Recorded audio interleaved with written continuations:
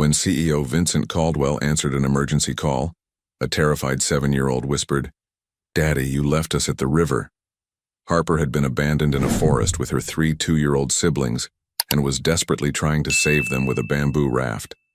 Vincent tracked the call and raced through the storm to rescue them, meeting their exhausted mother Madison, who'd been searching for hours.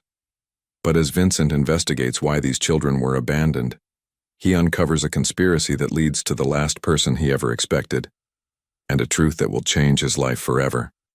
If you like this story, subscribe to the channel and type love in the comments. And don't forget to tell us where you're watching from. Great news awaits you. The rain hammered against the windshield of the black Mercedes as 42-year-old Vincent Caldwell navigated through downtown Seattle traffic. His silver-gray hair, impeccably styled despite the weather, caught the reflection of streetlights as he gripped the leather steering wheel with one hand, the other holding his phone to his ear. "The merger needs to close by Friday, Marcus." "I don't care what it takes," Vincent said, his deep voice carrying the authority of someone who'd built a tech empire from nothing. His steel blue eyes, framed by distinguished lines that spoke of both success and loneliness, remained fixed on the road ahead. The sharp-tailored navy suit he wore, complete with a crisp white shirt and burgundy tie, marked him as a man who lived in boardrooms and penthouse offices. At that exact moment, 7-year-old Harper clutched a plastic-wrapped phone with trembling hands. Her straight, wet blonde hair clung to her small face, framing hazel-green eyes that held far too much fear and determination for someone so young. The oversized pink hoodie she wore was soaked through, and her small yellow sandals were covered in mud. Behind her, secured on a makeshift bamboo raft, sat 3 two-year-old children, Milo in his yellow raincoat, Kara in red, and Finn in green, their round faces confused but trusting their big sister completely. The shallow river current pulled gently at Harper's legs as she stood knee-deep in the cold water, a rope tied around her own waist connected to the raft. Her small fingers shook as she unwrapped the final layer of plastic from her mother's old phone, the one she'd secretly taken that morning, sensing something wrong in her stepfather's eyes. The phone had exactly 4% battery, 1 call, maybe 2 if she was lucky. Harper's heart pounded as she scrolled through the contacts with wet fingers. The emergency contact glowed on the cracked screen. She didn't recognize the number, but her mother had always said, "If something happens, call this number." She pressed dial. Vincent was about to hang up his own call when his personal line, the number only 5 people in the world had, began ringing. He frowned, glancing at the unknown number flashing across his car's display screen. "Marcus, hold on." He interrupted his attorney mid-sentence. Something in his gut twisted. That line never rang unless it was critical. He answered, "This is Caldwell." What he heard next would shatter every wall he'd built around his heart over 4 decades of calculated, emotion-free living. "Daddy?" The small voice was shaking, barely audible over the sound of rain and rushing water. "Daddy, you left us at the river. We're lost in the rain. It's getting dark and the babies are cold. Please come get us." Vincent's entire body went rigid. Every muscle froze. His mind raced through possibilities, wrong number, prank call, confusion. But something in that little voice, something raw and desperate and heartbreakingly real, made his executive instincts kick into overdrive. "Sweetheart, I think you have the wrong number," he said gently, his voice automatically softening in a way it hadn't in years. "But I'm going to help you. Where are you? Are you safe?" "We're in the forest near the big road with all the stores," Harper said, trying to remember the landmarks she'd seen before they got lost. "There's a river and a bamboo bridge thing. I found a raft for my brothers and sister. They're 2 years old. They're triplets. I tied a rope so I can pull them." Vincent's heart hammered against his ribs. A 7-year-old pulling 3 two-year-olds on a raft through a forest river in a rainstorm. His hands moved with practiced efficiency, activating his car's emergency systems. "What's your name, brave girl?" "Harper. Harper Ann. My mommy's phone is dying. It's at 4%. I wrapped it in lots of plastic bags so it wouldn't get wet." "Harper, you are incredibly smart." Vincent was already pulling over, fingers flying across his phone's screen, activating tracking software his company had developed for emergency services. "I'm going to find you. I promise. Can you tell me anything else about where you are? I can hear cars. Not close, but not far. And there's a big tree that fell across the river. We're past that. The water is up to my knees now.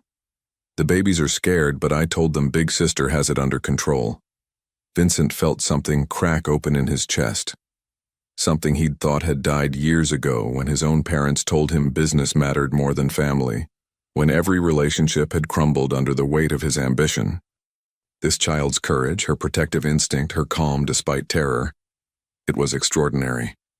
Harper, you are doing an amazing job. The best big sister in the world. I need you to stay exactly where you are, okay? I'm tracking this call right now. Do not hang up unless the phone dies. Okay, she whispered. Then her voice breaking slightly. Are you really going to come?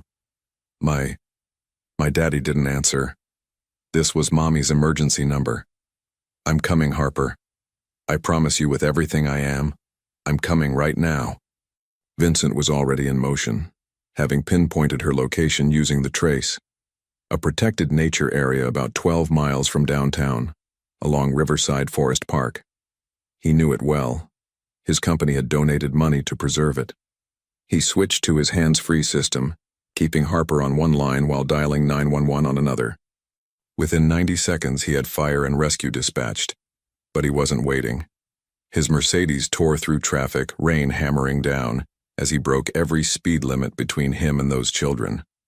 Harper, tell me about your brothers and sister. What are their names? Milo, Kara, and Finn. They were born on the same day 2 years ago. Mommy says they're miracles. They don't talk much yet, but they understand me. I always take care of them. Her voice wavered. We were supposed to be getting food donations at the church, but Ray said we should walk through the park first. Then it started raining and he just walked away. I saw him go the other way. He saw us going toward the river and he didn't stop us. Vincent's knuckles whitened on the steering wheel. Ray, the stepfather, who had deliberately abandoned 4 children in a forest during a rainstorm. Harper, you're safe now. I'm 8 minutes away. Can you see the babies? Are they okay? They're sitting on the raft. I put blankets under the plastic. They're looking at me. Kara is crying a little. Can you talk to them? Tell them help is coming? He heard Harper's voice shift, becoming softer, singing a gentle made-up song about sunshine and pancakes and going home soon. Through the phone, he could hear the babies' small voices responding, the fear in them gradually settling. 7 years old, he thought. She's 7 years old and she's saving 3 lives with nothing but bamboo, rope, and raw courage. His GPS indicated 4 minutes out. He'd already texted his head of security, who was mobilizing a team. But Vincent wouldn't wait, couldn't wait. Harper, I can hear sirens. Those are for you. They're coming to help. But I'll be there first. What color is your jacket? Pink, really bright pink. And the babies have yellow, red, and green raincoats. Perfect. I'm going to see you in 3 minutes. Stay strong, brave girl. The phone crackled. 2% battery. It's almost dead, Harper whispered, fear creeping back into her voice. Then you listen to me, Harper Ann. In 2 minutes, you're going to see a man in a blue suit running toward you through the rain. That's me, Vincent. I'm coming for you and those babies, and nothing in this world is going to stop me. Do you understand? Yes. The tiniest whisper of hope entered her voice.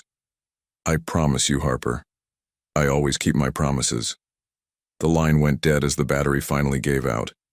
Vincent's car skidded into the muddy parking area at the Forest Preserve entrance. He didn't bother locking it, didn't care about the rain destroying his expensive suit. He grabbed the emergency flashlight from his trunk and ran. His polished leather shoes slipped on wet leaves and mud as he crashed through the underbrush, following the sound of the river. Branches tore at his jacket. Rain poured down his face. His breath came in sharp gasps. Not from exertion, but from an emotion he couldn't name, something fierce and protective and all-consuming. Then he saw them. Through the curtain of rain and twilight darkness illuminated by his flashlight beam was the most extraordinary sight he'd ever witnessed. A small blonde girl in a soaked pink hoodie, rope around her waist, standing in knee-deep water. Behind her, Three tiny figures huddled on a bamboo raft that looked like it had been lashed together by pure determination and love. "Harper!" he called out. The little girl's head whipped around, her hazel green eyes going wide. For a moment, they just stared at each other. This powerful CEO worth billions and this 7-year-old hero who'd saved her siblings with nothing but her courage. Then Harper's face crumpled, and she began to cry for the first time since the ordeal began. Vincent didn't think. He plunged into the cold river water, expensive shoes and all, wading toward her with his arms outstretched. When he reached her, he dropped to his knees in the water so he'd be at her level. "You did it, Harper. You saved them. You were so brave. But you can rest now. I've got you."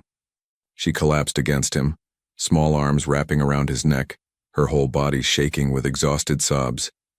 Vincent held her with one arm while reaching for the rope with his other hand, pulling the raft closer. The three babies stared at him with huge eyes, too young to fully understand but old enough to sense safety had arrived. Behind him he heard shouts, the rescue team arriving. But he didn't turn around. He just held this trembling child and whispered the words his own father had never said to him. "You're safe now. I've got you. You're going to be okay. All of you." As emergency personnel rushed toward them with blankets and medical bags, Vincent Caldwell, billionaire CEO, ruthless businessman, man who'd built walls around his heart 30 years ago, felt something fundamental shift inside him. He didn't know yet that this was just the beginning. Didn't know about the mother frantically searching somewhere in the rain-soaked city. Didn't know about the dark secrets that would soon surface or the impossible truth that would connect his life to theirs in ways he couldn't imagine.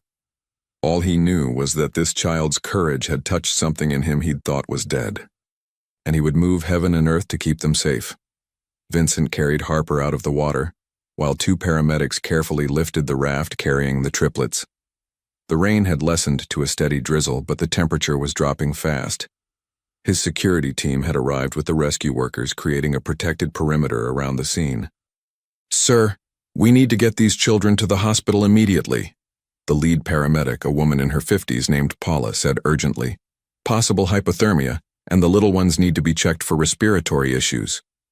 "Take my vehicle," Vincent commanded his head of security, Thomas, a former Marine with 20 years of protective service. "Clear the way to Seattle General. I'm riding with them in the ambulance." "Mr. Caldwell, you should let us handle," Thomas began, but stopped when he saw his boss's expression. In 2 decades of working together, he'd never seen Vincent look like this. There was something fierce and protective in those steel blue eyes that brooked no argument. Harper refused to let go of Vincent's hand as they loaded her onto the ambulance stretcher. Her small fingers gripped his with surprising strength, those hazel green eyes watching his face as if terrified he might disappear. "I'm not leaving," he assured her quietly, climbing into the ambulance beside her.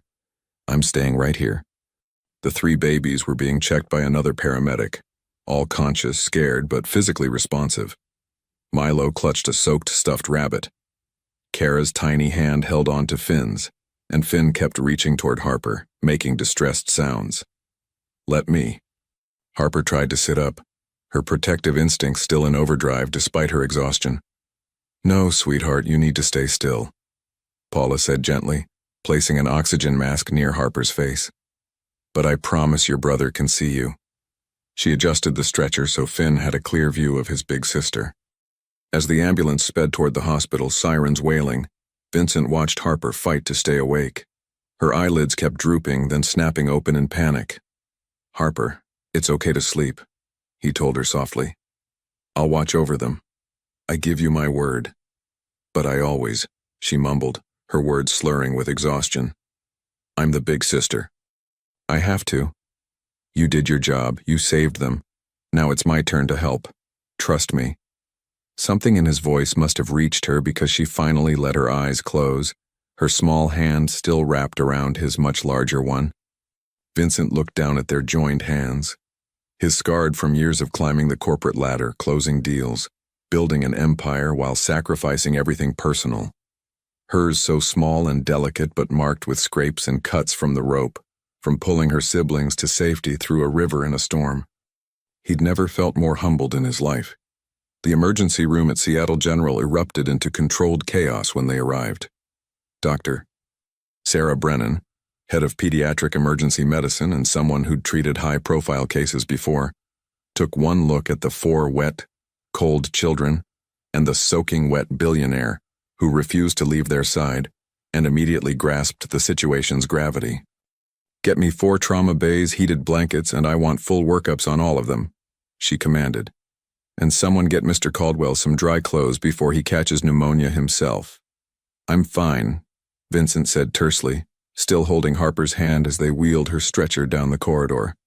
"Just take care of them." "Doctor." Brennan gave him a knowing look but didn't argue. She'd seen this before, the moment someone went from stranger to protector in the blink of an eye. It just usually wasn't billionaire CEOs doing it. As they began treating Harper, checking her temperature and vital signs, a nurse gently tried to unwrap Harper's fingers from Vincent's hand. The little girl immediately whimpered and tried to pull away from the medical staff, panic flooding back into her face. "Wait," Vincent said. He leaned down close to Harper's ear. "I'm going to step back 3 feet so they can help you, but I'm not leaving this room. I'll be right here where you can see me, I promise. Can you be brave a little longer?" Harper's eyes, fighting to focus through exhaustion, found his face. After a long moment, she nodded and let go of his hand. Vincent moved to the side but stayed visible, his presence a steady anchor in the chaos. He watched as they worked efficiently, removing her wet clothes, wrapping her in heated blankets, checking for injuries. His fists clenched when he saw the bruises on her arms and legs, some fresh from today's ordeal, others older, in various stages of healing. "Dr. Brennan," he said quietly, nodding toward the bruises. The doctor's expression hardened almost imperceptibly. "I see them. We're documenting everything." In the adjacent bays, the triplets were being examined. Milo was crying for his stuffed rabbit, which a nurse had taken to dry. Kara kept calling out, "Harp! Harp!" her version of Harper's name. Finn had gone silent, which concerned the medical team more than crying. Harper heard their distress and tried to sit up again. "They need me. They need you to get better first," Vincent said firmly but kindly, moving back to her side. "And I promise you, the moment you're stable, we'll bring them to you. But right now you need to let these excellent doctors help you so you can be strong for them. You promise you won't leave them?" "I promise. Thomas," he called to his security chief, who'd followed them in. "Station yourself between all 4 bays. If anything happens, if any of them need anything, you come get me immediately." Thomas, a man who'd protected presidents and foreign dignitaries, nodded and took up position where he could see all 4 children. It took 2 hours of treatment before Dr. Brennan emerged from Harper's Bay with a cautiously optimistic expression. Vincent had finally accepted dry scrubs from a nurse, though he'd refused to leave the emergency department. "She's stable," Dr. Brennan reported. "Core temperature is coming up, no signs of serious hypothermia or respiratory distress. She's exhausted and has some minor scrapes and bruises, but remarkably she's going to be fine. The triplets are also stable. They fared better than Harper because she kept them out of the water. That little girl is extraordinary." "What about the older bruises?" Vincent asked quietly. Dr. Brennan's expression turned grim. "I've notified social services and the police. There's a pattern consistent with physical abuse, though not recent. The mother needs to be located and questioned, and there's apparently a stepfather who left them in a forest," Vincent finished, his voice like ice. "I'll handle that. Mr. Caldwell, this is a matter for the authorities. I'm not going to interfere with their investigation. But I am going to make sure someone is watching over these children until we know they're safe." He met her eyes steadily. "I have the resources to ensure their protection. I intend to use them." Before Dr. Brennan could respond, there was a commotion at the emergency room entrance. A woman's voice, desperate and frantic, echoed down the corridor. "My babies! Where are my babies? Someone called and said they're here. Harper, Milo, Kara, Finn, where are they?" Vincent turned toward the sound, and his breath caught in his throat. Through the emergency room doors stumbled a woman who looked like she'd been through her own personal hell.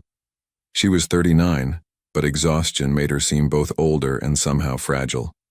Straight blonde hair, several shades lighter than Harper's, hung in wet tangles around her face. Her hazel green eyes, the same eyes as Harper's, were wild with desperation and streaked with tears. She wore a thin yellow jacket soaked through, jeans covered in mud as if she'd been crawling through the forest herself, and her hands were cut and bleeding. No makeup, no jewelry except a simple silver locket around her neck. Beautiful despite the disheveled state, but it was clear she'd been searching for hours. "Ma'am, you need to calm down." A security guard started, but she pushed past him with surprising strength. "Don't tell me to calm down. My children are missing and someone called from this hospital. Where are they?" "Mom!" Harper's weak voice called from behind the curtain. The woman's head whipped around and she ran toward the sound without hesitation, the security guard trying and failing to stop her. She burst through the curtain of Harper's bay, took one look at her daughter in the hospital bed and collapsed to her knees beside it, sobbing. "Baby, oh my baby, I thought I'd lost you. I searched everywhere, I called the police, I ran through that forest until my feet bled. I called Ray 100 times, but he wouldn't answer." Her words tumbled out in a rush of relief and anguish. Vincent stood frozen at the curtain's entrance, watching this raw display of maternal love and terror. Something about her, about the fierce devotion in her voice, the obvious love, the hours of desperate searching, struck him deeply. This wasn't a neglectful mother. This was a woman who'd been left in the dark while her children were abandoned.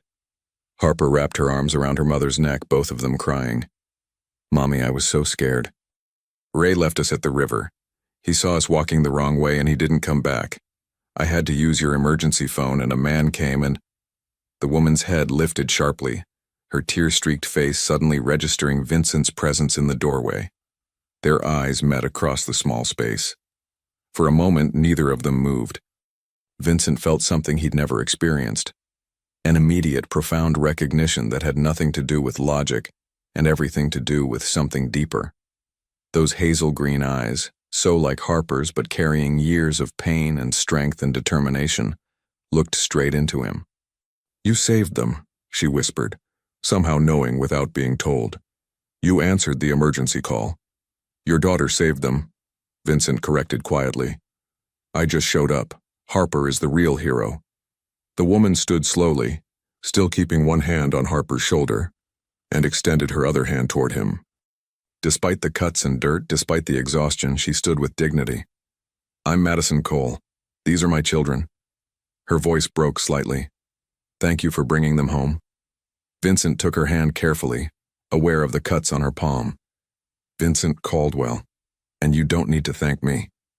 I'm just glad I could help." A police officer appeared behind Vincent at that moment, followed by a woman in professional attire who identified herself as Sandra Kim from Child Protective Services. "Ms. Cole, I need to ask you some questions about your children's living situation and the whereabouts of Raymond Mitchell, who is listed as your domestic partner," the officer said, his tone careful but firm. Madison's face paled. "Ray is. I don't know where he is. He took the children out this morning to help distribute food donations from the church.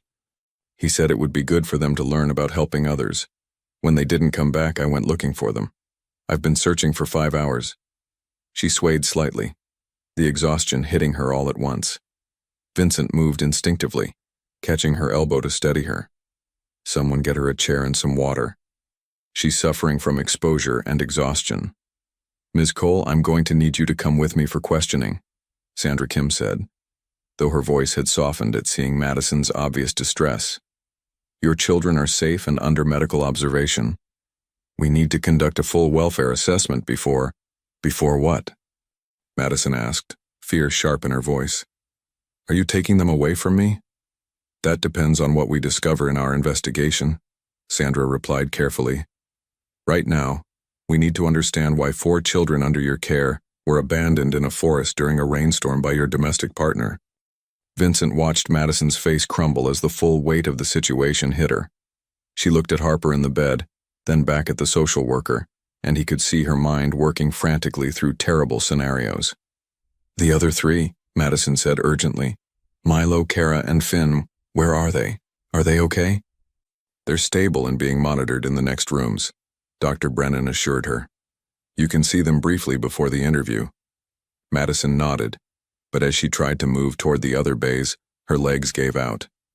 This time, Vincent caught her fully, supporting her weight. "You need medical attention," he said firmly. "You're no good to your children if you collapse." "I can't. I need to see them first." "Then I'll take you to them."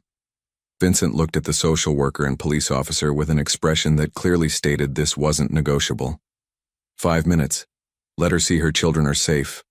Then we'll cooperate fully with whatever investigation you need to conduct.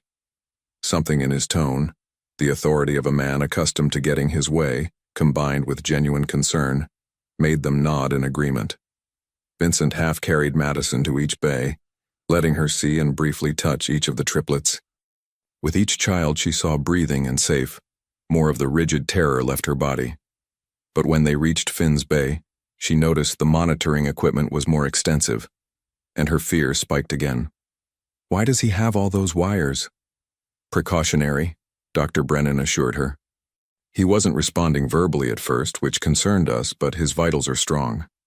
Some children just process trauma silently.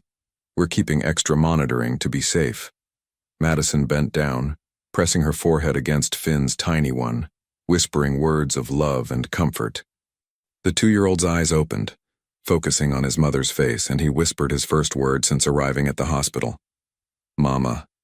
She broke down completely then, and Vincent found himself again offering support, this time leading her to a chair in the hallway where she could sit before she fell. As she cried with relief and exhaustion, Vincent crouched down in front of her, making eye contact. "Ms. Cole." "Madison," she interrupted. "Please. After everything, it's Madison." "Madison," he said gently, "I need you to understand something.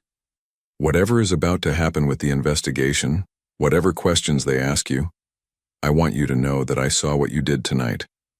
I saw the evidence of hours searching in the forest. I saw the cuts on your hands and feet from running through the woods. I saw a mother who would do anything to find her children." She looked at him through tears, confused. "Why are you telling me this?"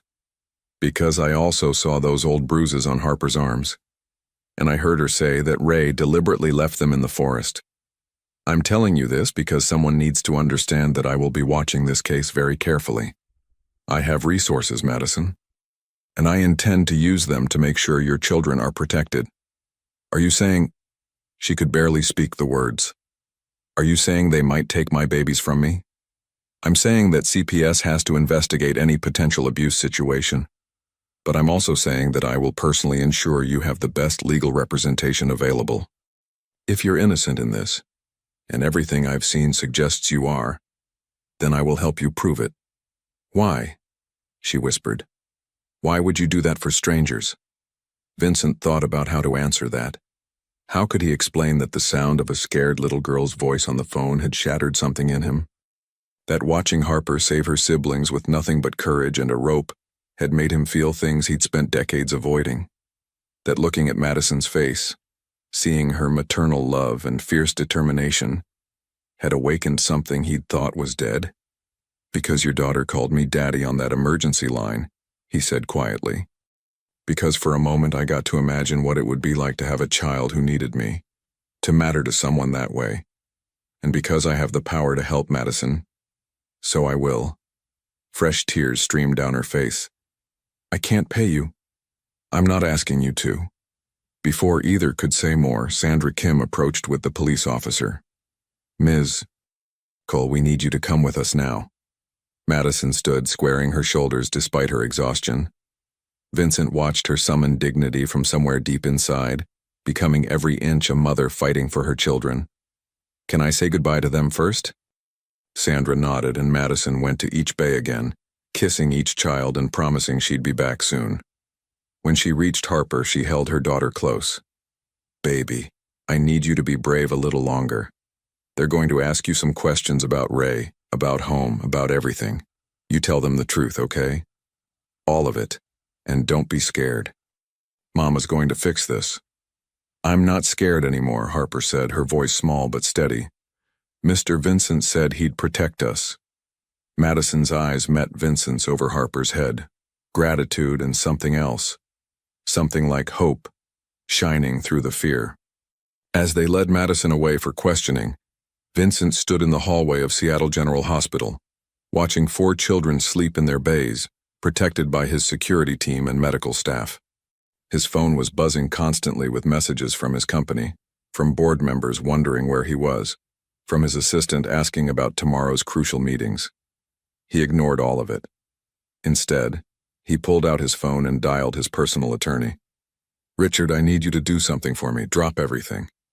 There's a woman named Madison Cole about to be questioned by CPS and police regarding child welfare. I need you to represent her, starting now. Yes, I'm serious. Yes, I'll cover all costs. Just get to Seattle General immediately and make sure her rights are protected."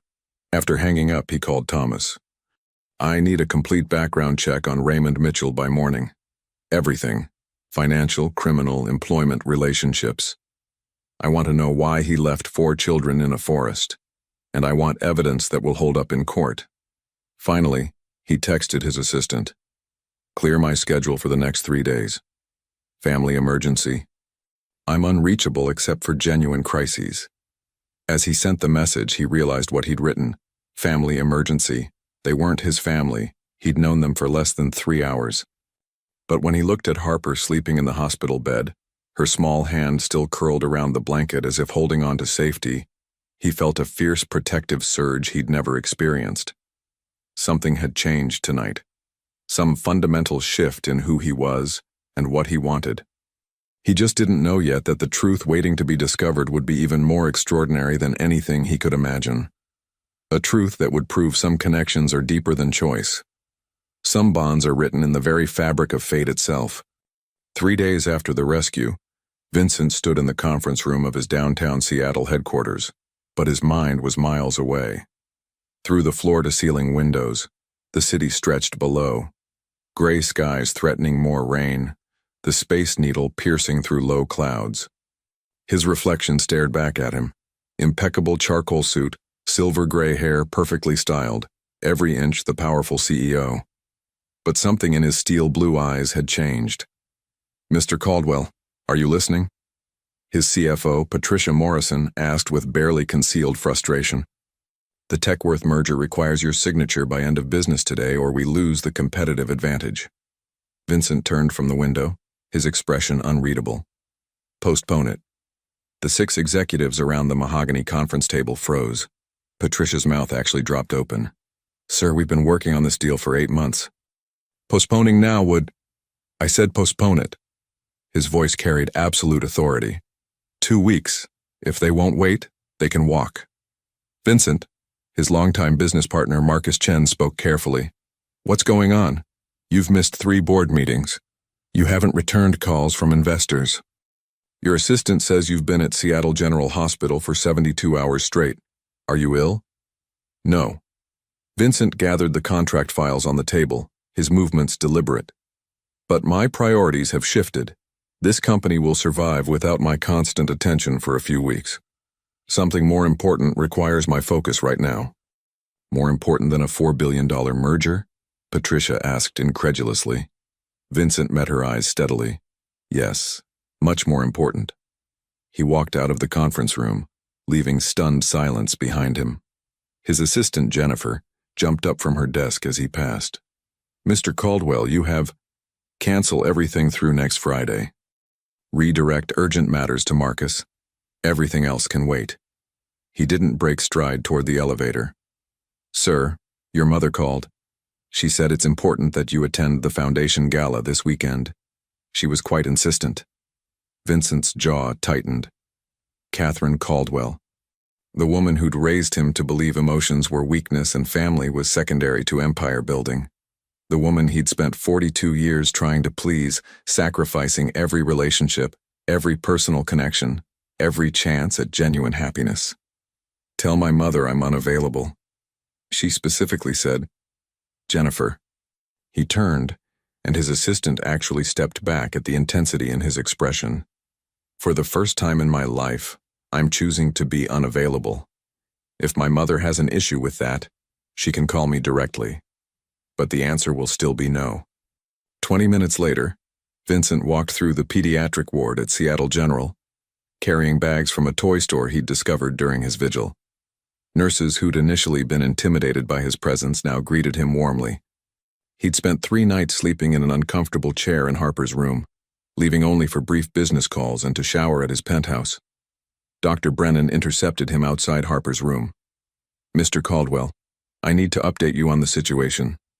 His heart rate spiked. "Are the children okay?" "Physically, yes. All 4 are recovering beautifully. Harper can be discharged tomorrow." She paused, choosing her words carefully. "But CPS completed their investigation. They've placed the children in temporary foster care pending the outcome of the criminal investigation against Raymond Mitchell." Vincent's hands clenched around the shopping bags. "What about Madison?" "She's been cleared of any wrongdoing. The investigation found no evidence she knew about Raymond's intentions or was involved in the abandonment. In fact, they found evidence supporting her story. Security footage shows her frantically searching the area, phone records confirm she called police and Raymond repeatedly, and several witnesses saw her looking for the children." Dr. Brennan's expression softened. "But CPS policy requires temporary removal when there's been demonstrated danger in the home environment. Madison is devastated." "Where is she?" "In the family waiting room. She hasn't left the hospital since they made the decision. She's allowed supervised visits, but they're separating her from her children in 2 hours to transfer them to a foster home." Vincent handed the shopping bags to Dr. Brennan. "Give these to the children. Tell Harper I'll be right back." He found Madison in the small waiting room, curled in a chair by the window, staring at nothing. She looked even more exhausted than the night of the rescue, if that was possible. Dark circles shadowed her hazel-green eyes, and she'd pulled her blonde hair into a messy ponytail. She wore donated clothes from the hospital, simple jeans and a gray sweater that hung too loosely on her thin frame. She didn't notice him at first, lost in whatever nightmare played behind her eyes. Madison. She looked up, and the raw pain in her face almost made him step back. "Vincent." Her voice was hoarse from crying. "They're taking my babies. In 2 hours, they're taking them to strangers." He sat down in the chair beside her and without thinking took her hand. It was cold, trembling. "I know. I just heard." "I did everything right," she whispered, tears streaming down her face. "I worked 2 jobs to keep food on the table. I kept them safe. I loved them with everything I had. But I let Ray into our lives, and now—" She couldn't finish. "This isn't your fault." "How can you say that? I chose him. I brought him into their home. I trusted him with my children." Her voice broke completely. "Harper has nightmares now. She wakes up screaming that she can't find the babies. Milo won't let go of that stuffed rabbit. Kara keeps asking why Mommy looks so sad. And Finn." She pressed her hand against her mouth, trying to hold back sobs. "Finn barely speaks at all now." Vincent felt something crack wider in his chest, that protective instinct that had emerged the moment Harper called him Daddy on that phone. But it was more than protectiveness now.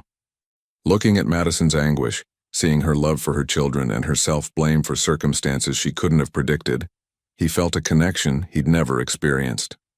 "Madison, look at me." She raised her tear-stained face to his. "You are an extraordinary mother. What happened was not your fault. Raymond Mitchell is solely responsible for his choices." Vincent spoke with the same certainty he used in boardrooms, but this time it was backed by genuine emotion. "And I am going to help you get your children back. I can't ask you to—" "You're not asking, I'm offering." He squeezed her hand gently. "I've already hired the best family law attorney in Washington State. Richard Lawson is filing a motion this afternoon to expedite the custody review process. My security team has gathered evidence against Raymond that the police somehow missed. Financial records showing he planned to leave the state, text messages to associates suggesting the abandonment was premeditated. Everything." Madison stared at him in disbelief. "Why would he plan to abandon my children? What could he possibly gain?" Vincent hesitated. His investigator had uncovered something disturbing, but he wasn't sure Madison was ready to hear it. "We're still investigating his motives. But Madison, there's something else you should know." "What?" Fear flickered across her face. "Raymond hasn't been found yet. He disappeared the day of the incident. My team is working with police to locate him, but he's evading capture. Fresh horror dawned in Madison's eyes. You think he might come back? Tried it. No. Vincent's voice was firm. I have security posted at the hospital and at the foster home where they're placing the children. Raymond won't get near them, I promise you that. I don't understand why you're doing all this. The legal fees alone must be. She shook her head. You don't even know us. Vincent was quiet for a moment, trying to articulate something he barely understood himself. When Harper called that emergency line, something in her voice reached me. This 7-year-old girl, terrified and exhausted, still managing to save her siblings with nothing but courage. It made me realize I've spent 42 years building an empire and calling it success. But I've never once felt the kind of purpose I felt running through that forest to reach her. He looked down at their joined hands. And then I met you. I watched you fight for your children despite your own exhaustion and pain. I saw real love, Madison. The kind of fierce, selfless love I never experienced growing up. The kind I never thought I'd have the privilege to witness. He met her eyes. So the reason I'm helping is because for the first time in my life, I have the chance to use my resources for something that actually matters. That's reason enough. Madison's tears fell faster, but they were different now. Not just grief, but overwhelming gratitude mixed with something she was afraid to name. I don't know how to thank you. Don't thank me yet, we haven't won anything. Vincent stood, pulling her gently to her feet. But we will. And right now you have 2 hours with your children before the transfer. Don't waste a minute of it sitting in here. Go be with them. She nodded, wiping her eyes. But before she could leave, Vincent stopped her with a gentle hand on her arm. Madison, one more thing. After the children are settled at the foster home, you need to take care of yourself. You're running on empty. When was the last time you ate a real meal or slept more than an hour? She gave a bitter laugh. Who could eat or sleep right now? Someone who needs to be strong for when her children come home. Because they are coming home, Madison, I will make sure of it. But they're going to need their mother healthy and whole. He pulled out his wallet and handed her a card. This is the address of a hotel near the foster home. I've reserved a suite for you. Clean clothes, food, a real bed. Use it. Vincent, I can't accept. Yes, you can. Consider it part of my investment in this fight. A general needs to be battle-ready. He gave her a small smile. The first real smile he'd offered anyone in years. Please, let me help. After a long moment, Madison took the card. Okay, but I'm paying you back. Somehow. When this is over and I have my babies back, I'm paying back every cent. We'll argue about that later. Right now, go see your children. Vincent watched her hurry down the corridor toward the pediatric wing, her steps lighter despite everything. Then he pulled out his phone and called Thomas. Status report. Sir, we've traced Raymond Mitchell to a motel outside Portland. He used cash, but security footage confirms his identity. Local police are moving to apprehend him now. Good. What about his financial records? That's where it gets interesting, Mr. Caldwell.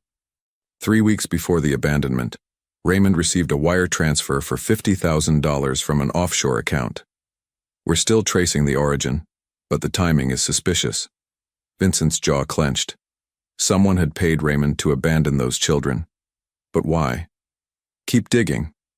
I want to know who sent that money and what they expected to get in return. There's something else, sir. Something you need to see in person. Can you come to the office? I'm not leaving the hospital until those children are safely in foster care and Madison is settled.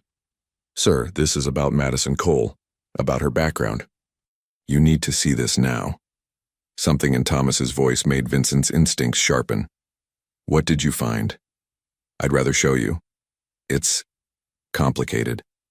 An hour later, Vincent stood in his security office, staring at documents spread across Thomas's desk. His world tilted on its axis as he absorbed information that seemed impossible. Are you certain about this? His voice was steady, but his hands shook slightly as he held a birth certificate. Triple verified. DNA records, birth certificates, hospital records, all of it matches.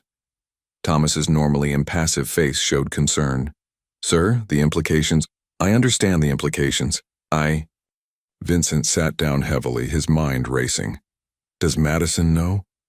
There's no indication in her records that she's aware. The adoption was closed. All identifying information was sealed. Vincent looked at the photograph Thomas had uncovered. A picture from 39 years ago showing a young woman in a hospital bed, holding a newborn with blonde hair and hazel green eyes. The woman's face was tear-stained but determined. On the back of the photo, handwritten words: Madison Rose, born April 15th, 1986. I hope you have a beautiful life, baby girl. I'm sorry I couldn't give you one. And the signature, Catherine Elizabeth Caldwell, his mother. Madison was his sister. Vincent's entire reality reorganized itself around this impossible truth. The instant connection he'd felt, the fierce protectiveness. The way looking at her had awakened something he'd thought was dead. It wasn't romantic, it was recognition. Some deep biological recognition of family. Sir, what do you want to do with this information? Thomas asked carefully. Vincent stared at the documents, his brilliant strategic mind working through scenarios and consequences. If he told Madison now, while she was fighting for her children, it could devastate her. Learning that the mother who gave her up was Catherine Caldwell, one of Seattle's most prominent socialites, known for her ruthless philanthropy and cold demeanor. Learning that the man who'd been helping her was actually her brother. But keeping this secret felt wrong too. Does anyone else know? He asked. Just myself and the private investigator who found the records. I've sworn him to confidentiality. Vincent made a decision. We don't tell her yet. Not until her children are back and the situation is stable. She has enough to deal with right now. And your mother? My mother has kept this secret for 39 years. A few more weeks won't matter. Vincent's voice hardened. But when this is over, Catherine and I are going to have a conversation she's been avoiding for nearly 4 decades. His phone buzzed with a text from Dr. Brennan. Foster care transport is here. Madison is saying goodbye. You should come if you're nearby. Vincent gathered the documents, locked them in Thomas's safe, and headed back to the hospital. As he walked through the corridors, his mind spun with this new reality. Harper was his niece. Those 3 babies were his nephew and nieces. Madison, strong, fierce, loving Madison, was his sister. And he'd found them by pure chance because a terrified 7-year-old had dialed an emergency number without knowing whose it was. What were the odds? When Vincent reached the pediatric wing, he found Madison in Harper's room, holding all 4 children as tightly as she could. Harper's arms wrapped around her mother's neck. The triplets, barely understanding what was happening, sensed something was wrong and clung to Madison's clothes. 2 social workers stood respectfully near the door, giving them final moments together. Mommy will come see you every single day, Madison promised, her voice breaking. Every single day until you come home. You're going to stay with some nice people who will take good care of you, and then very soon we'll all be together again. Promise? Harper asked, her hazel green eyes, Catherine's eyes, Vincent realized with a start, searching her mother's face. I promise, baby. I promise with my whole heart. Mister. Vincent will help, Harper said with the certainty only children possess. He promised too. Madison's eyes found Vincent standing in the doorway. The gratitude and trust in her gaze nearly undid him. She had no idea they were family. No idea that protecting her and these children wasn't just the right thing to do, it was his biological imperative. That's right, Vincent said, entering the room and crouching down to Harper's level. I made you a promise in that forest, remember? I said I'd protect you. I'm keeping that promise. He looked at each child in turn. Harper with her fierce courage, Milo still clutching his stuffed rabbit, Kara with tears streaming down her round cheeks, Finn watching everything with those serious, quiet eyes. His family, blood of his blood, whether they knew it or not. You're all incredibly brave, he told them. And this separation is temporary. Your mother loves you more than anything in this world and she's fighting to bring you home. Can you be strong a little longer? Harper nodded solemnly. Then, to everyone's surprise, she reached out and hugged Vincent around the neck. Thank you for not leaving us in the forest. Vincent held her carefully, this brave little girl who'd saved 3 lives and inadvertently changed his. I'll never leave you, Harper. That's a promise. When the social workers finally had to take the children, Madison collapsed into a chair, sobbing as she watched them disappear down the corridor. Vincent sat beside her, letting her cry, offering silent support. "I can't do this," she whispered. "I can't watch them leave and not fall apart." "Then fall apart," Vincent said quietly. "I'll catch you." She turned to him, confusion and pain and something else in her eyes. "Why do I feel like I've known you forever? Like I can trust you completely when we just met?" Vincent's heart clenched. "Because you have known me forever," he thought. "We shared a womb, different years maybe, but the same blood, the same mother who couldn't keep either of us in the ways that mattered." But he couldn't say that, not yet. "Sometimes people just connect," he said instead. "Sometimes the universe puts the right people in each other's paths at exactly the right moment." Madison leaned her head against his shoulder, exhausted beyond words. Vincent put his arm around her, and they sat in the quiet hospital room, two siblings who didn't yet know they were family, bonded by tragedy and hope and a determination to make things right. Outside, rain began falling again on Seattle, washing the city clean. 5 days after the children were placed in foster care, Vincent's attorney Richard Lawson called with news that changed everything. "Raymond Mitchell is in custody," Richard reported. "Portland police picked him up this morning. But Vincent, you need to hear what he's saying. He's claiming he was hired to abandon those children.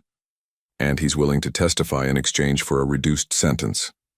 Vincent stood in his penthouse overlooking Elliott Bay. Dawn light filtered through floor-to-ceiling windows, painting the water gold and silver. He'd barely slept, spending his nights reviewing case files and evidence, determined to bring Madison's children home. Hired by whom? He won't say until he has a deal in writing, but my sources in the prosecutor's office suggest it's someone with significant resources, someone who wanted those children out of Madison's care permanently. A cold dread settled in Vincent's stomach. "Set up a meeting. I want to talk to him directly." "Vincent, that's highly irregular." "I don't care. Make it happen."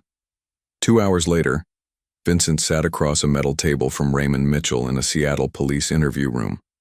The man was 43, average height, thinning brown hair, weak chin.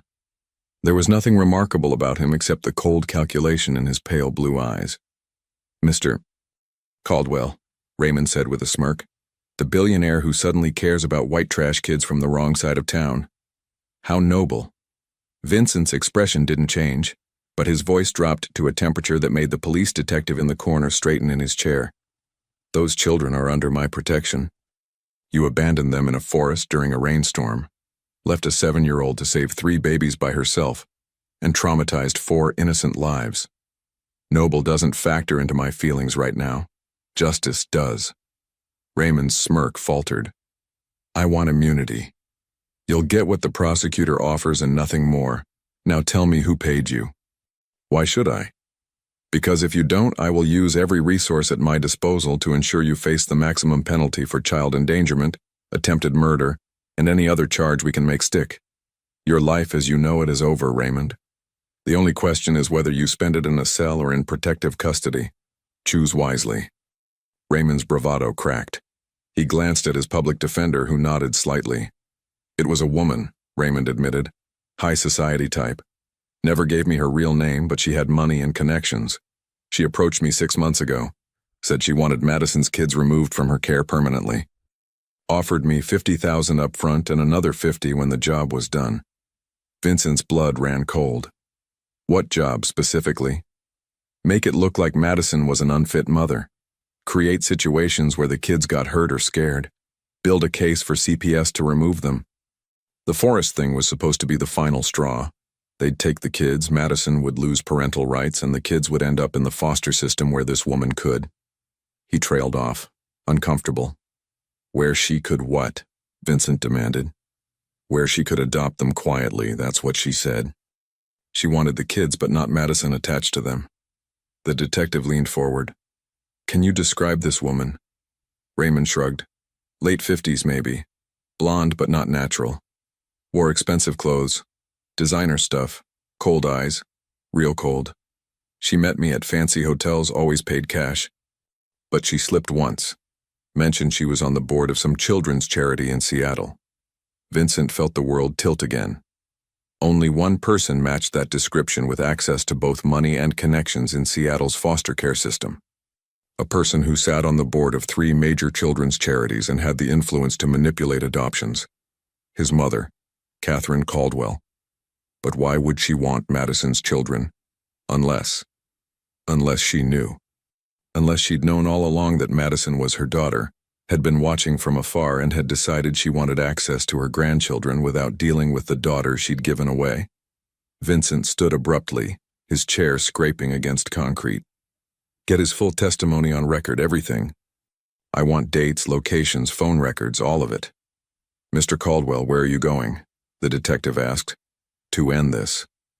Vincent drove through Seattle with single-minded focus, his Mercedes navigating familiar streets toward Queen Anne Hill, where his mother's mansion overlooked the city like a fortress. He'd grown up in that house learning from Catherine that emotions were weakness, that family was secondary to reputation, that love was a liability. She'd taught him well, too well. The gates opened automatically, recognizing his car. He pulled into the circular driveway, past manicured gardens and marble fountains that screamed old money and cold perfection. Catherine Caldwell met him at the door, dressed in an immaculate cream pantsuit, her platinum blonde hair styled perfectly. At 58, she was still striking. Sharp cheekbones, ice blue eyes, a figure maintained by personal trainers and ruthless discipline. She looked at her son with the same critical assessment she'd given him his entire life. Vincent, how unexpected. I heard you've been neglecting your responsibilities for some charity case. Her voice was cultured, precise, and completely devoid of warmth. Vincent walked past her into the marble foyer, his jaw clenched. We need to talk, privately. Catherine raised one perfectly sculpted eyebrow. I have a foundation meeting in an hour. Cancel it. He turned to face her, and something in his expression made even Catherine pause. Unless you want to have this conversation in front of witnesses, you'll cancel it now. For the first time in his memory, his mother looked uncertain. She dismissed the household staff with a wave, then led him to her private study, a room of dark wood, leather chairs, and walls lined with photographs of Catherine with politicians, celebrities, and Seattle's elite. Notably absent, any family photos. Vincent closed the door and faced her. Madison Cole. Ring any bells? Catherine's face went carefully blank, a reaction that told him everything. Should it? Don't. His voice was sharp. Don't insult my intelligence. I know, Mother. I know you gave birth to a daughter 39 years ago and gave her up for adoption. I know that daughter is Madison Cole. And I know you've been watching her. Catherine's composure cracked slightly. She moved to the bar, poured herself a scotch with steady hands. How did you find out? Does it matter? What matters is that you've been orchestrating a plot to take her children. You hired Raymond Mitchell to make her look like an unfit mother so you could swoop in and adopt your grandchildren without dealing with the daughter you abandoned. Catherine took a long sip of her drink, then met his eyes. Abandoned is a strong word. I was 19 years old, unmarried, with a pregnancy that would have ruined my family's reputation. I made the best choice available. The best choice? Vincent's laugh was bitter. You gave away your daughter and spent 39 years pretending she didn't exist, and now you decide you want her children. Why, Mother? So you can do to them what you did to me and Madison? Teach them that love is transactional and family is a business arrangement? You know nothing about what I sacrificed. I know everything. Vincent's voice rose for the first time. I know you married my father for his company, not love. I know you raised me to be a perfect heir instead of a son. I know you've manipulated and controlled every aspect of your life and everyone in it. What I don't know is why you thought you had any right to those children. Catherine set down her glass with a sharp click. Because they're my blood, my grandchildren. And Madison is clearly unfit if she's living in poverty, working multiple jobs, and let that man anywhere near. Madison is the best mother I've ever witnessed, Vincent interrupted, his voice deadly quiet now. She loves those children with everything she has. She works herself to exhaustion to provide for them. She searched for hours in the rain when they went missing, cutting her hands and feet on rocks and branches. She is everything you never were. The words hung in the air like a verdict. Catherine's face went pale, then flushed with anger. How dare you? How dare I what? Tell you the truth? You want to know what's really tragic, Mother? You have a daughter who's extraordinary, kind, fierce, loving, everything good in this world. You have grandchildren who are bright and brave and deserve every chance at happiness. And instead of reaching out, instead of trying to be part of their lives honestly, you tried to steal them. You tried to destroy Madison's family so you could play the savior. I would have given them everything. The best schools, the best opportunities, a life Madison could never provide. They don't need your money. Vincent's shout echoed in the study. They need their mother. They need love, not manipulation. They need family, not corporate strategy. Catherine stared at her son as if seeing him for the first time. What has happened to you? A week ago, you were closing billion-dollar deals without a second thought. Now you're ranting about love and family like some sentimental fool. All because of some woman and her children. That woman is your daughter. Those children are your grandchildren, and they are my family. Vincent's voice was firm, final. You taught me my whole life that blood doesn't matter as much as success, but you were wrong. Blood is everything, family is everything. And I will not let you destroy theirs because you're too damaged to understand that. Vincent, I'm not finished. He pulled out his phone, pulling up the documented evidence Thomas had compiled. I have Raymond Mitchell's full testimony. I have financial records linking the payments to offshore accounts you control. I have enough evidence to bring criminal charges against you for conspiracy to commit kidnapping, child endangerment, and about a dozen other charges. Catherine's face went white. You wouldn't. Try me. Vincent's eyes were ice. You have two choices, Mother. Choice one. You go to the police right now, confess everything, and cooperate fully with their investigation. You'll face charges, but your cooperation might earn some leniency.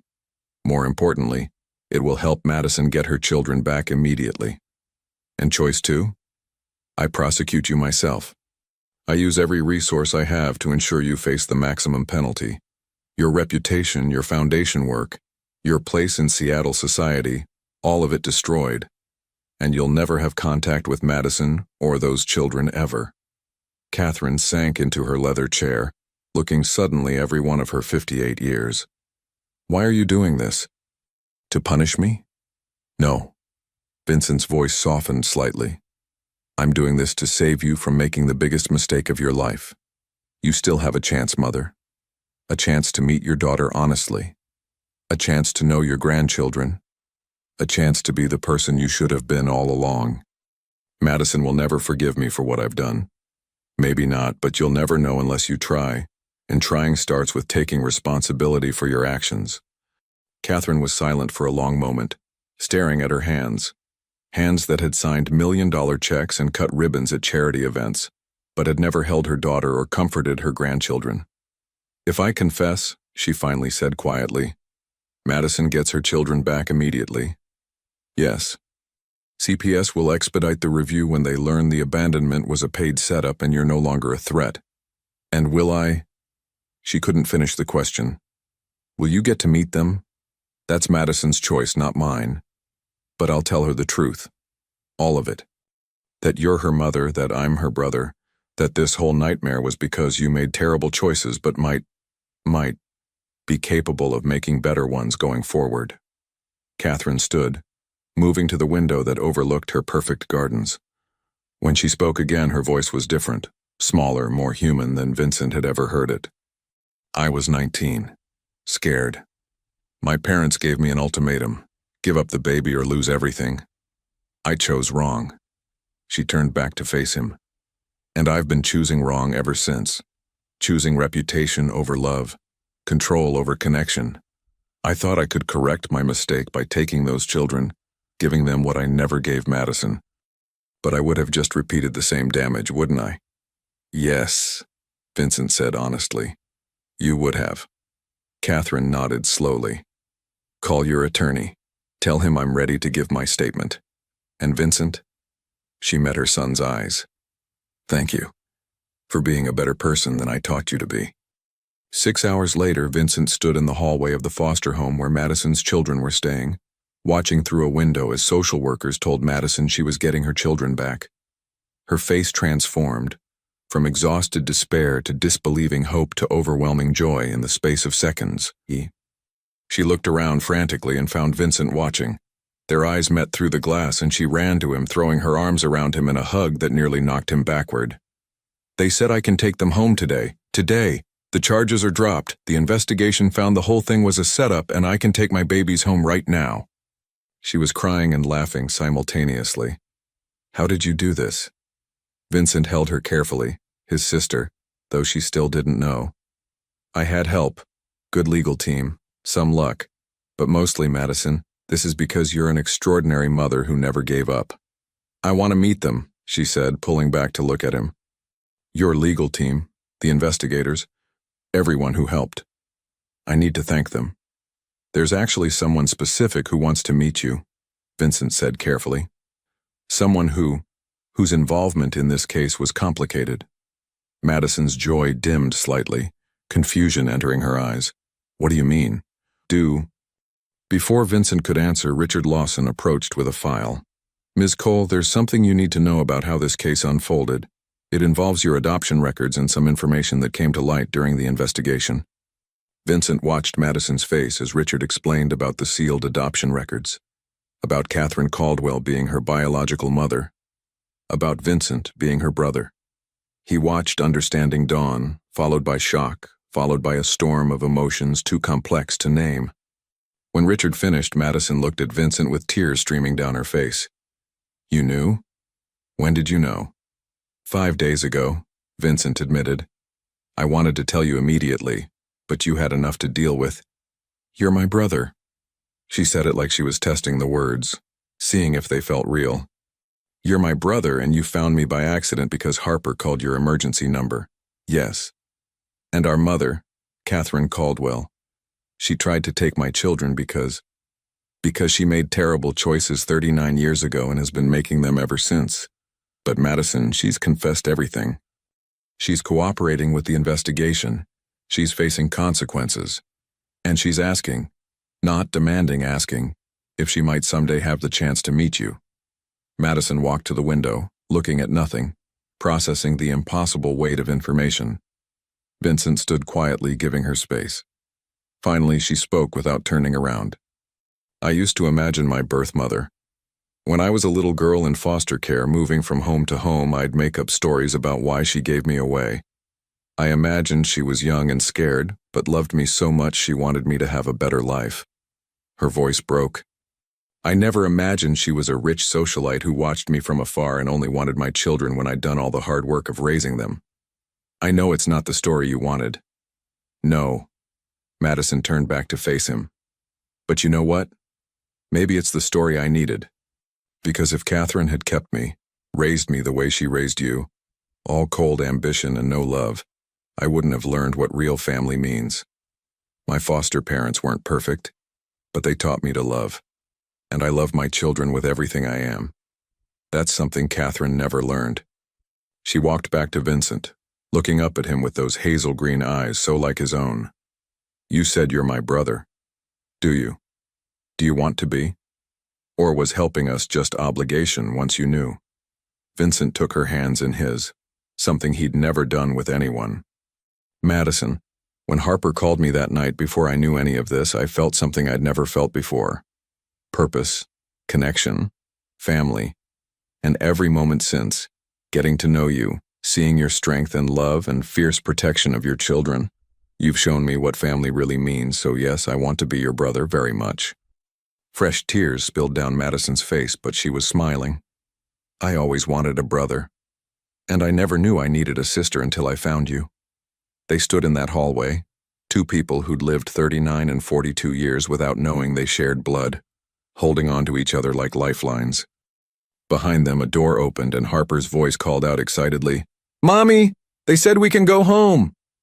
Madison and Vincent turned to see all 4 children rushing down the hallway, social workers smiling behind them. Harper reached them first, throwing her arms around both Madison and Vincent in a 3-way hug. The triplets crashed into them moments later, creating a chaotic, joyful pile of arms and legs and laughter. "Is Mr. Vincent coming home with us?" Harper asked hopefully. Madison looked at Vincent over Harper's head, a question in her eyes. "If it's okay with your mom," Vincent said carefully, "I'd like to be part of your lives. Not as a stranger who helped once, but as family, as your uncle." "Uncle Vincent," Kara repeated, testing the words. Milo hugged Vincent's leg. Finn, still quiet but watching everything, reached up his small arms wanting to be held. Vincent picked up Finn carefully. This nephew he hadn't known existed a week ago, and felt his heart expand in a way he'd thought impossible.